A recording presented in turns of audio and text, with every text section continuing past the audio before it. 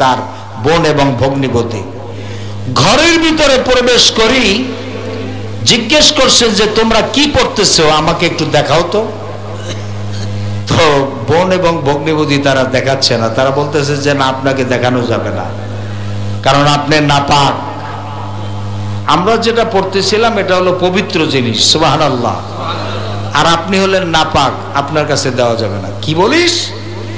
এই কথা বলতেই ভগ্নিপতির তরবারির উল্টা পিঠ দিয়া পিটানো শুরু করছে। পিটাতে পিটাতে ভগ্নিপতির শরীরকে চামড়া ফাটিয়ে একবারে রক্তাক্ত করে ফেলেছে। এই দৃশ্য দেখে হযরতে ওমরের বোন ফাতেমা ভাইয়ের সাথে সে তর্ক জুড়ে দিল, বলল, ভাই তুমি আর ফারদার আমার স্বামীর গায়ে হাত দিবে না। যদি তোমার মনে চায় তোমার আপন বোন ফাতেমাকে তুমি টর্চার করো, আঘাত করো, মারো, কিন্তু আমার স্বামী সাইদের গায়ে তার শরীরে টাচ করবে না। এই কথা বলতেই এখন বোনের পিটান শুরু করছে। বোনকে কয়েকটা আঘাত করতেই নারীর কোমল দেহ চামড়া ফেটে ফেটে রক্ত বের হওয়া শুরু হলো। বোনের শরীরে রক্ত দেখে ওমর থমকে গেছে, বলো যে কি জিনিস এমন তোমরা পড়তেছো আর আমাকে একটু দেখাচ্ছ না, ব্যাপারটা কি, কি এমন জিনিস? তখন বোন বলছে যে তোমাকে দেখানো যাবে না, তুমি একটা নাপাক। তখন হযরত ওমর বললেন, তাহলে কি হলে পাক হওয়া যাবে? বোন ফাতেমা বলছে যে তুমি গোসল করে আসো। ভাইকে বলল গোসল করে আসো। তো মন্ত্রমুগ্ধের মতো সে গোসল করতে গেছে, গোসল করে আসছে। বলে এরপরে এখন অজু করতে হবে। ওমর বললেন যে আমি তো অজু জানি না। ওমর কি বললেন? আমি অজু জানি না। তখন বোন ফাতেমা তিনি অজু শিখাই দিলেন। অজু শিখানোর পরে ওই শিলালিপি খণ্ড, কোরআনে কারিমে আয়াত, সূরা তাহা, পাথরে লেখা, এটা হযরতে ওমরের হাতে দিলেন। আপনারা তো কোরআন শরীফ ছোট্টবেলা থেকে শুনতে শুনতে বড় হয়েছেন, আপনাদের কাছে এটা তেমন আশ্চর্যজনক মনে হয় না, বা অর্থ তো আপনারা বুঝেন না। কিন্তু ওমর তো একজন আরবি ভাষাভাষী লোক, ঠিক না? যার কারণে তিনি কোরআন শরীফ এমন সুমিষ্ট মধুর জিনিস, এটা কোনোদিন সে শোনে নাই, আবার অর্থ তো সে বোঝে। এখন সূরা তাহা নিজে হাতে নিয়ে পড়া শুরু করছে। তাহা মা আনজালনা আলাইকাল কুরআনা লিতাশকা ইল্লা তাযকিরাতাল লিমান ইয়াখশা তানজিলাম মিম্মান খালাকাল الأرض والسماوات العلى الرحمن على العرش استوى। এভাবে তেলাওয়াত করতেছে হযরতে ওমর। অর্থ কত সুন্দর। তাহা মানে হে নবী, মা আনজালনা আলাইকাল কুরআনা লিতাশকা, আমি এই কোরআন আপনার প্রতি এই কারণে নাজিল করি নাই যে আপনি ভাগ্যাহত হবেন, আপনি মার খাবেন, আপনি লজ্জিত হবেন, আপনি মানুষের কাছে গালি শুনবেন, এর জন্য আমি কোরআন নাজিল করি নাই। সুবহানাল্লাহ। এভাবে হযরত ওমর তিনি অর্থ বুঝতেছেন, আর চোখ দিয়া নিজের অজান্তে পানি পড়তেছে, নিজে বুঝতেও পারতেছে না, কিন্তু তার চোখের পানি গড়িয়ে গড়িয়ে পড়তেছে, দাড়ি ভেজতেছে, দাড়ি ছিল, দাড়ি ভিজতেছে। হযরতে ওমর তেলাওয়াত করতে করতে যখন এই পর্যন্ত চলে আসলেন, ইন্নানি আনাল্লাহ লা ইলাহা ইল্লা আনা ফা'বুদনি ওয়া আকিমিস সালাত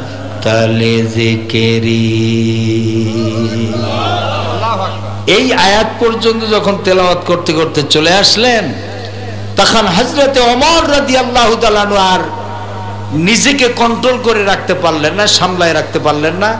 হঠাৎ করে তিনি একটা চিৎকার মেরে উঠলেন। চিৎকার মেরে উঠে বললেন যে সাঈদ, ভগ্নিপতির নাম হলো সাঈদ, সাঈদ তাড়াতাড়ি করে আমাকে মুহাম্মদ সাল্লাল্লাহু আলাইহি ওয়াসাল্লামের কাছে নিয়ে যাও, আমি এখনই মুসলমান হব। আল্লাহু আকবার, আমি এখনই মুসলমান হব। তো হযরত ওমর রাদিয়াল্লাহু তাআলা আনহুর ভগ্নিপতি সাঈদ রাদিয়াল্লাহু তাআলা আনহু ওমরকে নিয়ে রওনা হলেন। আল্লাহ রাসূল ছিলেন হযরত আকরাম রাদিয়াল্লাহু তাআলা আনহুর বাড়িতে। সাহাবায়ে কেরাম পরিবেষ্টিত অবস্থায় ছিলেন, সাহাবায়ে কেরাম পাহারাদাররত অবস্থায় ছিলেন। তো ওমর আসতেছে, হাতে তরবারিও আছে। এই দৃশ্য দেখে সাহাবায়ে কেরাম রিদওয়ানুল্লাহি তাআলা আলাইহিম আজমাইন অ্যালার্ট হয়ে গেলেন, সতর্ক হয়ে গেলেন। সে ঘরে প্রবেশ করবে, সাহাবায়ে কেরাম বললেন দাও, থামো, কই যাবে? বলে আমি মুহাম্মদ সাল্লাল্লাহু আলাইহি ওয়াসাল্লামের সাথে দেখা করতে যাব। সুবহানাল্লাহ। তখন একজন সাহাবী বললেন ইয়া রাসূলুল্লাহ, আপনার সাথে খাত্তাবের পুত্র ওমর আসছে দেখা করার জন্য, এখন তাকে কি আসতে পারমিশন দেব? আল্লাহর নবী বললেন ঠিক আছে, তাকে প্রবেশ করতে দাও। সুবহানাল্লাহ।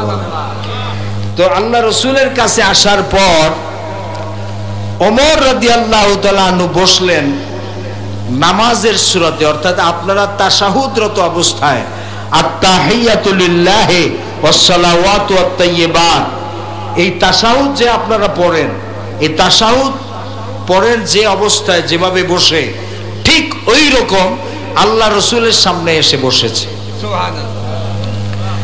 তখন আল্লাহর নবী আমার দিকে খেয়াল করেন, এই মাঝখানে কথা বলে দুইজনে, আমার দিকে খেয়াল করেন, আমার দিকে। তখন আল্লাহ রাসূল সাল্লাল্লাহু আলাইহি ওয়াসাল্লাম হযরতে ওমরের দুইটা বাহু এরকম শক্ত করে ধরলেন, ধরে জিজ্ঞেস করলেন ওমর, আর কতদিন তুমি অন্ধকারের ভিতরে থাকবে? ইসলামের আলো তোমাকে হাতছানি দিয়ে ডাকতেছে। আল্লাহু আকবার।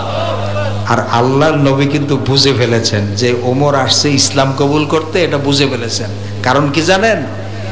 কয়েকদিন আগে হযরতে ওমর ইসলাম কবুল করার সপ্তাহখানেক আগে আল্লাহ রাসূল সাল্লাল্লাহু আলাইহি ওয়াসাল্লাম খানায়ে কাবা বাইতুল্লাহ টাচ করে ধরে দোয়া করছিলেন যে আয় আল্লাহ তাআলা, ইসলামের জন্য দুইটা লোকের ভিতরে যে কোনো একজন লোক দরকার।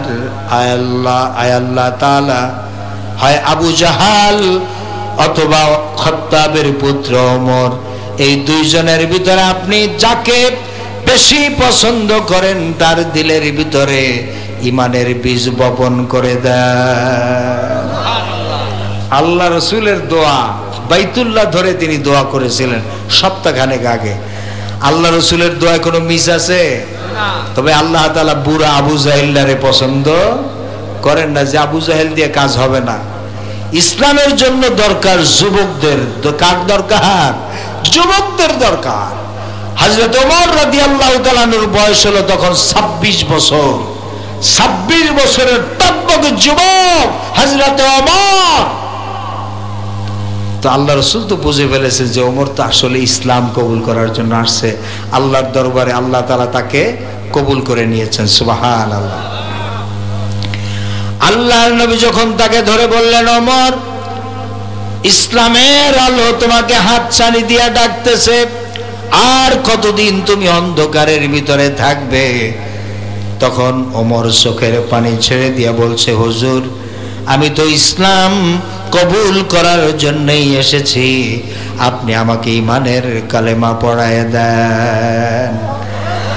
আল্লাহর নবী বললেন ওমর পড়ে নাও, আশহাদু আল্লা ইলাহা ইল্লা আনতা, আশহাদু আল্লা ইলাহা ইল্লাল্লাহু ওয়াহদাহু লা শারীকা লাহু وأشهد أن محمدا عبده ورسوله।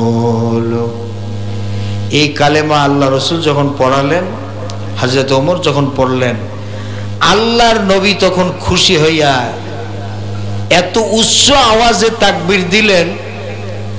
আল্লাহ রসুল সাল্লাল্লাহু আলাইহি ওয়াসাল্লাম দুইটা সময় খুব জোরে তাকবীর দিয়েছিলেন। এক হলো বদরের যুদ্ধে হযরতে আলী রাদিয়াল্লাহু তাআলা আনহুর সাথে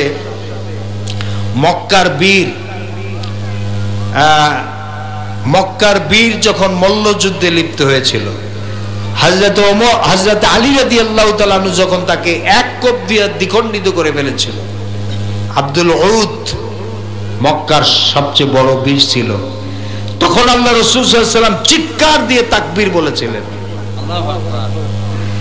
আর একটা মুহূর্ত হলো এই যে হযরত ওমর রাদিয়াল্লাহু তাআলা আনহু যখন কালেমা পড়ে মুসলমান হয়ে গেলেন, তখন আল্লাহ রাসূল সাল্লাল্লাহু আলাইহি ওয়াসাল্লাম তিনি একটা চিৎকার মেরে তাকবীর দিয়েছিলেন।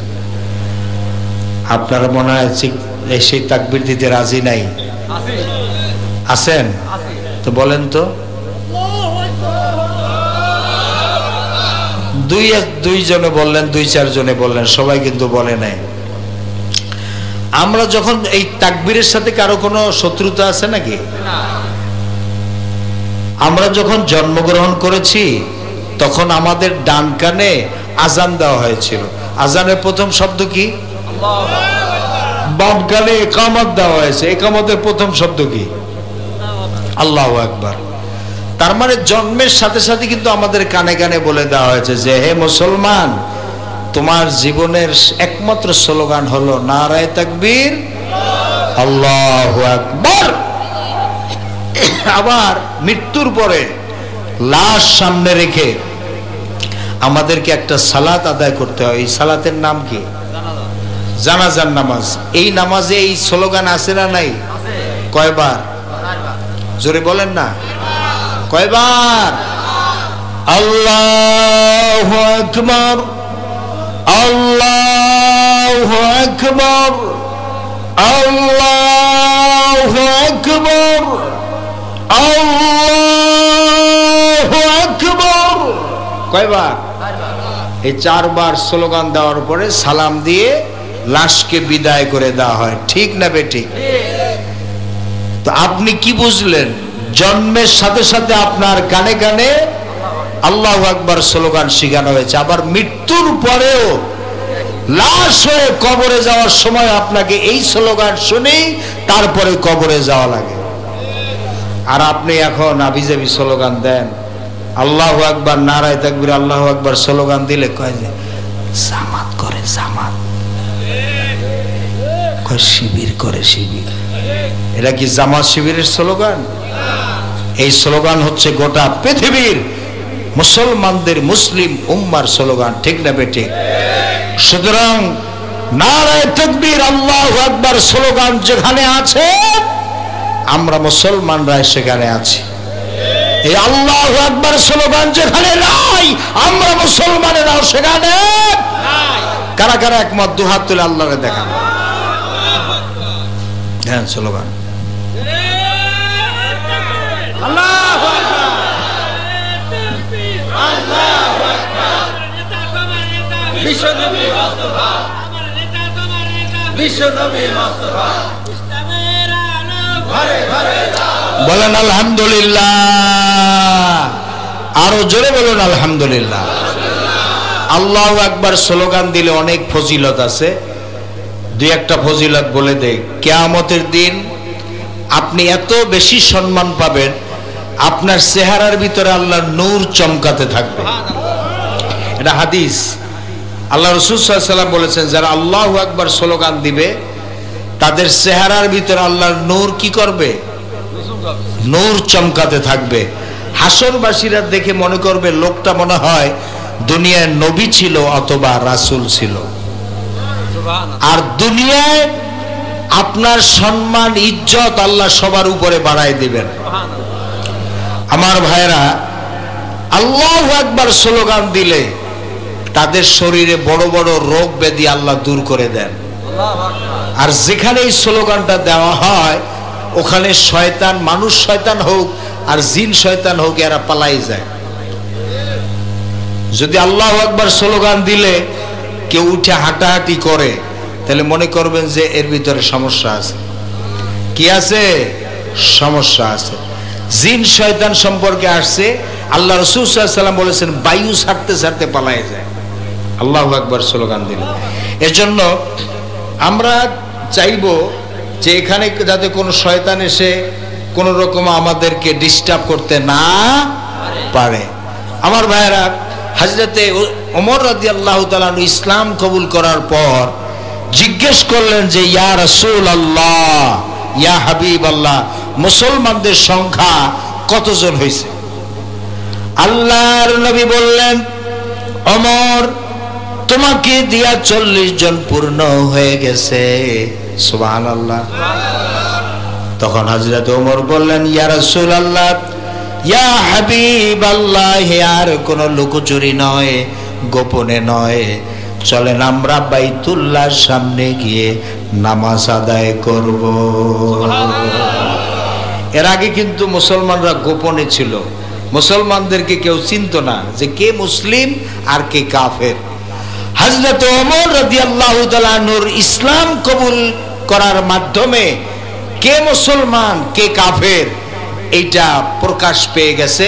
এজন্য হযরত ওমর রাদিয়াল্লাহু তাআলা আনহুকে ফারুক উপাধি দিয়েছেন বিশ্বনবী মুহাম্মদ রাসূলুল্লাহ সাল্লাল্লাহু আলাইহি ওয়াসাল্লাম। আমার কলিজার টুকরা ভাইরা, হযরত ওমর রাদিয়াল্লাহু তাআলা আনহু এবং সাহাবায়ে কেরাম আল্লাহ রসুলের নেতৃত্বে বাইতুল্লাহ চলে গেলেন। সেখানে 2 রাকাত নামাজ আদায় করতেছিলেন। এমন সময় একজন কাফের দূর থেকে চিৎকার মেরে বলল যে ওমর, তুমি না গেলে মুহাম্মদের মাথা আনতে, আর এখন তো দেখতে পাচ্ছি উল্টো নিজের মাথাই তুমি মুহাম্মদ সাল্লাল্লাহু আলাইহি ওয়াসাল্লামের পায়ের নিচে দিয়ে দিয়েছো।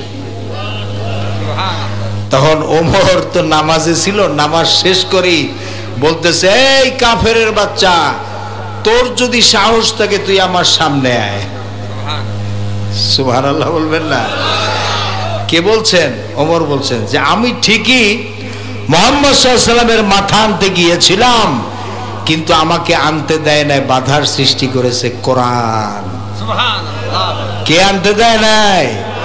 বাধার সৃষ্টি করেছে কে? এজন্য কোরআনে কারীম হলো মুজিজা। আল্লাহ রাসূল সাল্লাল্লাহু আলাইহি ওয়াসাল্লামের জীবনের সবচেয়ে বড় মুজিজা হচ্ছে মহাগ্রন্থ আল কোরআন।